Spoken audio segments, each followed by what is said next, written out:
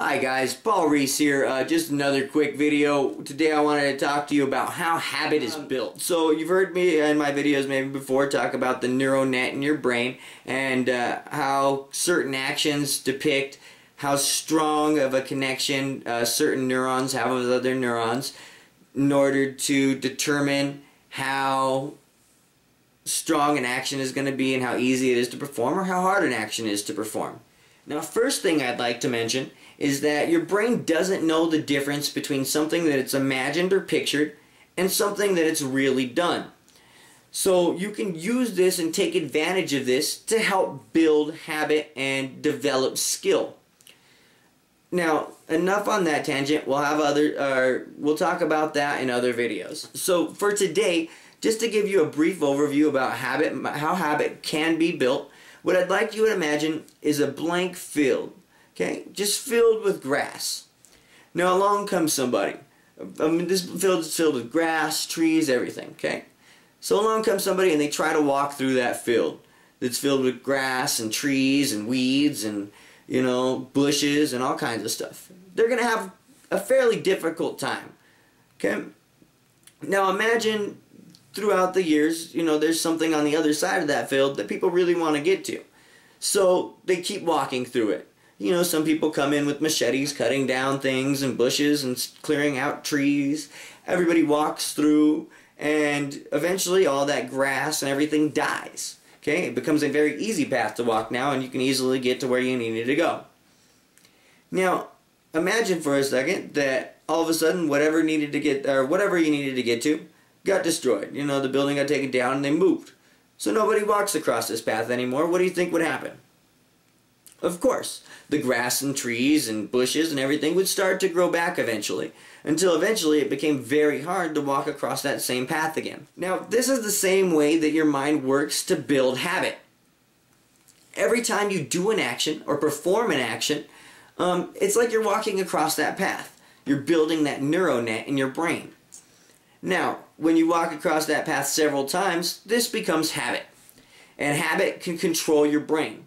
For example, have you ever been driving down the street and not really thinking about paying attention to where you're going, and you just take a turn, and it's, you know, where you work or someplace you visit every day, and you totally weren't going there, but you just happened to turn, and you're like, oh man, what was I doing?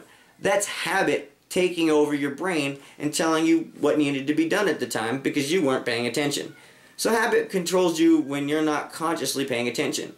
Now this can be very dangerous if you have bad habits, but very, very good if you have good habits like looking for opportunity. So in order to build those habits, what you're going to do is do them consciously every day. But don't overstrain yourself. When you're going to build a habit, it becomes very, very difficult. So what I recommend is doing it maybe 10 minutes at a time every day.